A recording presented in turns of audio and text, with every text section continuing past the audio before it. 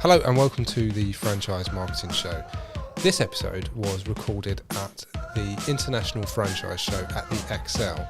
So although we use some really good microphones, there is some background noise going on, so there's some announcements going on because obviously it was a really busy show. But the content is absolutely fantastic. I really enjoyed recording these interviews and I hope you enjoy watching/listening to them as well. Enjoy. So welcome to the Franchise Marketing Show. We're at the International Franchise Show at the Excel and I'm joined by Abrar Aziz, who's a consultant for BRGR Lab. Absolutely, yeah. Cool. How did you get involved with the BRGR Lab? So I actually am the CEO and founder of an organisation called Targeted Help. And what Targeted Help does, it goes out supporting organisations in whatever support they need. BRGR Lab is something which the owners, I knew them from childhood. And recently when they kind of set out their venture of BRGR Lab around 2 years ago, from then they've seen a massive increase in terms of how they anticipated the business to be and how quickly it's grown.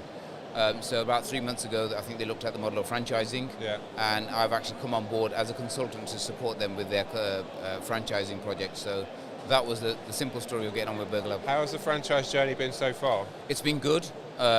Yesterday was more busy than it is at the moment today. I think they're going to have a bit more footfall after the lunch time on a Saturday, but yesterday was good for us.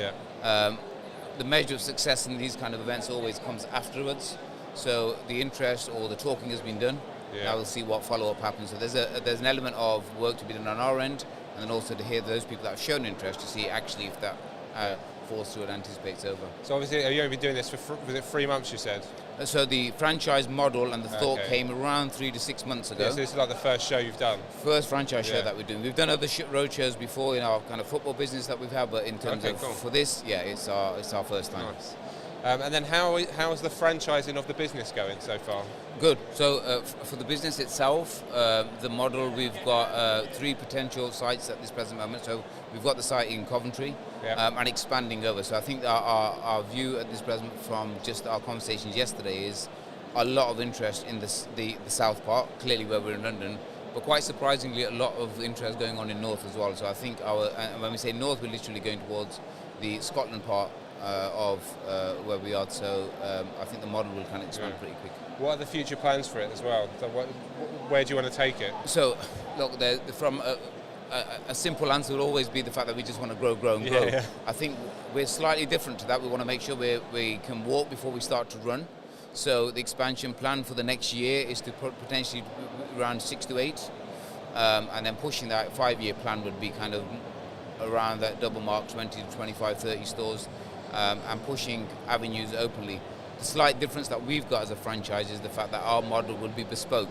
And we've learned that even from yesterday, that some organisations have come and said, look, you do a certain amount of burgers, but our catchment or target audience is more vegetarian. Can we change the menu? Okay, interesting. The menu on that. And what we've actually done is said, that's not a problem. Whereas I know a lot of franchise almost will say things are set in concrete. The larger ones out there, without promoting any names, will say, well, we want to make sure that our burger tastes exactly the same as in Coventry than it does in the far end of Scotland. And that sometimes causes an issue because of either the cultural issue or the needs of somebody's, we're not saying we want a haggis burger, but if that's what they wanted and it sells, then that's absolutely what we would kind of push out for. So the bespokeness is what makes us unique. I was going to ask what makes you unique, and you've answered it already. It's that, and the fact that people often say, they walk past and say, what are you? Because we've got BRGR Lab, and they may kind of get confused what's the lab part of it. The lab part of it is the name that we use. So when you kind of come into our stores, the experience what the customer to see is the fact that rather than give you a can of pop, we will give you something in a test tube, or we'll give it in a beaker, and make it that much more bespoke. We know it's a world of TikTok, we know it's social media, we know that kind of thing. We learn from that people want more quirky ideas. It's trying to just change the customer experience, not just in the food that they eat, but the environment that they sit in as well. The way it's delivered and everything, the experience of it. So our design interior team have put together some really good designs that we want to kind of share out and push. How many locations you got right now? 3 at the moment. 3 at the moment. And so it's Coventry? Coventry, Birmingham, Leicester. Okay, so Midlands, Yeah, in the Midlands, and now the model pushes. I'd love to go and see it. It'd be great. It sounds cool. Yeah, it's different. It's kind of different experience. But again, we value the fact that the product, which is, when you go into a place like that, it might be all good and well, Yeah. That the environment's different, but when the food comes and what you paid for, we want to make sure that that service is important as well. So that's where going back to the point of making sure that we can walk before we run is important. So we don't want to just go out and say all out franchise. Yeah. We want each store to run successfully and make sure that if we've set a store in a certain part of Birmingham, then there's no other store within a parameter, because if we're looking for money, then the more the better. But that's a successful story, because in the long term, both stores will suffer and compete against each other, and that's not what we're here to do, almost to make a family of businesses. Yeah. What's a typical franchisee look like for you? What, sorry? A typical franchisee, do you have a typical person in mind? We don't, and I think that's where we don't want to subject ourselves to a specific individual or a group of individuals. Yeah. I think anybody that's kind of living the values that we've pushed out for the business, anybody who can share those values, for us it's that kind of person. The important part is we are a halal restaurant. We make sure that we don't serve any alcohol. So those kind of themes are important for us. So if somebody came and said we want to open a bar and burger, you could throw whatever menu you like, it's not going to happen. So it's, those values are important for us. But other than that, it's open to anybody that's got that business ethic moving forward. What was your introduction into franchising?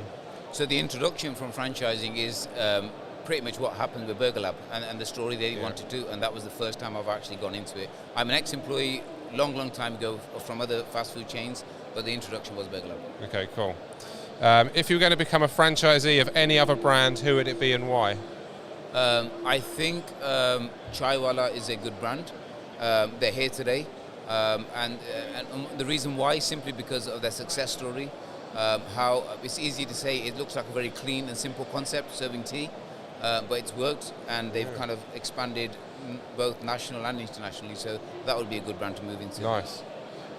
Who in the sector are you most inspired by, and why? I'm going to have to say Chaiwala again there. Yeah. And the reason I say that is because of their success story. People may say McDonald's, for example, but for us that's a story that came many years ago and almost as a free advert for people that just want to go there. But for our story, that's a plain burger in a plain shop. People come, people go. I think with times that hasn't changed as it should. So those new businesses that are coming on board and have only got a shelf life of 5 to 6 years, but expanded into the hundreds of stores and gone international, that's inspiration for us. Yeah. When people join your franchise as well, how long is the franchise agreement? How long does that last? So it all depends on contracts, but we want to open it out. The longer the better. Yeah. I think successfully 10 years is a minimum that you want to start off with. Yeah. But again, it's all bespoke on the person who's come forward and the package that they're bringing with them as well. Yeah. I know it's just I'm sort of going off of the set questions now, but how do you help them find premises, and what's the training like when they join? So premises, it all depends. If somebody comes to us and says we're in a certain location, we have a premises already, then that's absolutely how we want to do it. Yeah. The benefit of that is you've actually gone into an environment, it's their home. Yeah. Preferably they want to do something closer to where they're living. They know their catchment area, they know the target audience, so we almost look out to them to do something. We have on the side got some agencies that we work with that have given us slots, so we kind of work with either or. In terms of how we support that network, in terms of training, is once they've set up, we would be with them for the 3 to 5 weeks, depending on how it's needed.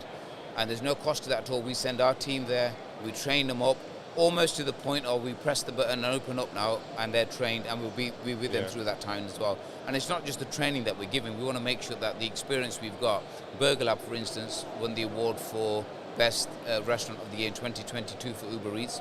Got a fantastic relationship with them. So apart from just the operational part of serving burgers, you've got the business part of making sure that your stakeholder relationship with these businesses is good.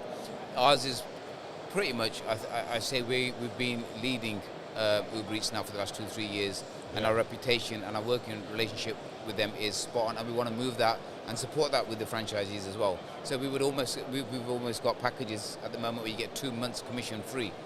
And really, when you put those figures together, once that's kind of, if your business has set up with 2 months commission free, you've almost paid off what you've initially gave in as an investment for the business. So it's a good concept just to start off with. But training would be quite in-depth for that first phase. And there's a lot of ongoing support as well. What does that Absolutely. look like? So ongoing support doesn't stop. If you're franchising out and all of a sudden you say, thanks, we're off now, you're basically, it's failure. Yeah. So I think the support will be there throughout. And, it's easy to say 10 years, but yes, you have to utilize that model to make sure you're one big family. Cool. I've got a question for you at the end. I'll save it to the end. That's fine. What do you most enjoy about being part of the franchise community? I know you're quite new to it, but what's it been like talking to people around the show today? So generally, I think the vision. Yeah. Everybody's vision seems to be one specific goal. So you'll have a variety of people. We've had students who've come out and said, it's quite tough out there. These are international students, quite tough out there, but we've got some money, we've got some support, we want to work for ourselves. What can we do? We've had people out there who said, I've been working for 50 years, I've just retired, I've got some money, I want to invest for my family. Yeah. So I think that's the beauty. You've got a variety of people, and it's their hard-earned money that they want to invest into a business. And therefore, they're going to give it 100%. And that, I think, is quite different to going out and finding other kind of business ventures out there. So I think that's key. And the fact that, for me personally, working with the team and the people you work with, that's quite gives you the buzz factor. Yeah. I'll continue and to do then that. the last set question is, what one thing do you think we could do as a sector to improve the awareness of franchising? I suppose, I don't know, there's magazines out there, but there's no vision. So you'll kind of see it. So I think it's more events like this. Yeah. Even kind of having conversations like this is quite important as well, because it goes out on different platforms. Yeah. So that's quite important. But I think just the basic marketing of understanding what it is. People often get using the word franchise can be quite scary because they're related to big monies. Yeah. But if they kind of turn around and kind of look at what they get for that, the return, the support, the team, again, from BRGR Lab point of view, everything's ready for you. So you've got your marketing done, you've got your plans already in place, you've got your TikTok channels already, you've got social media's all there, your packaging's all ready, your supplies there. It almost is the fact that you've been trained. Today we're going to put up the shutters and income's starting to come in. And the other part of it is communicating with all franchise people. It's not it's competition naturally.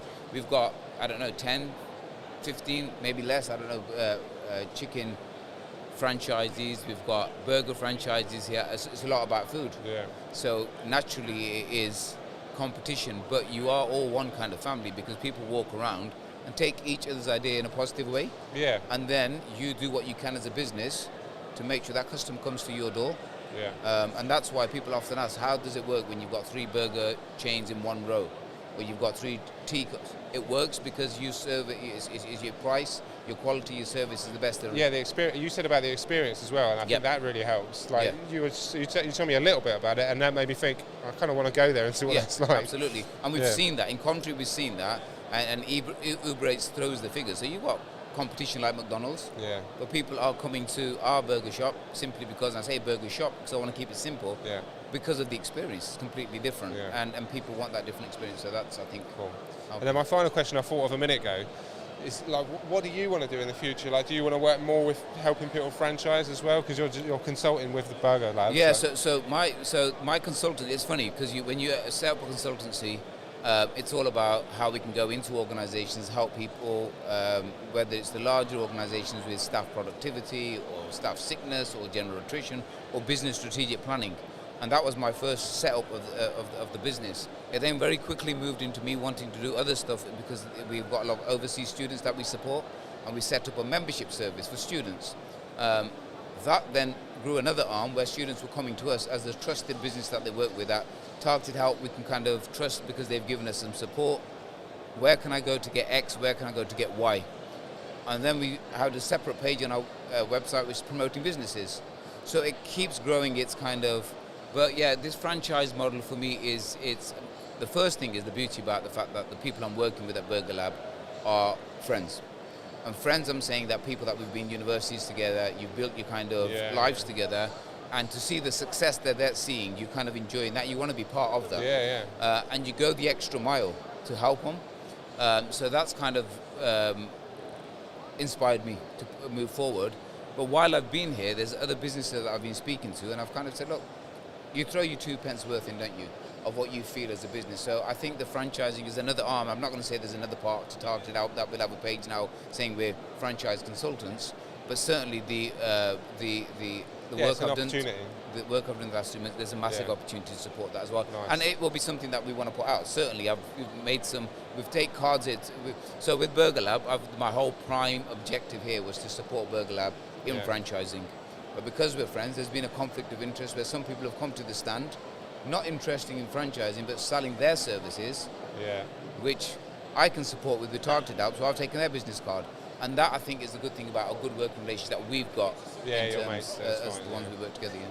And what's the best way for people to get in touch if they want to find out more about BRGR Lab franchise? So with BRGR Lab franchise, you can go onto their website, brgr.lab.co.uk. Okay. If they go onto that, that's their website. Cool. People are going to see burger, sparkling burger, BRGR. They'll see everything on there, from the franchise pack to the menus that they do. And Coventry's a store. If you want to put here in Coventry, come and check out the burgers, check out the experience. And take it from there. And anything else is it's targetedhelp.com for us. But great. I'll be keeping an eye on it. Honestly, I will. Yeah, please do. Yeah, to see how it goes. It's really interesting. Like, just starting out, I want to see how it. That'd be good.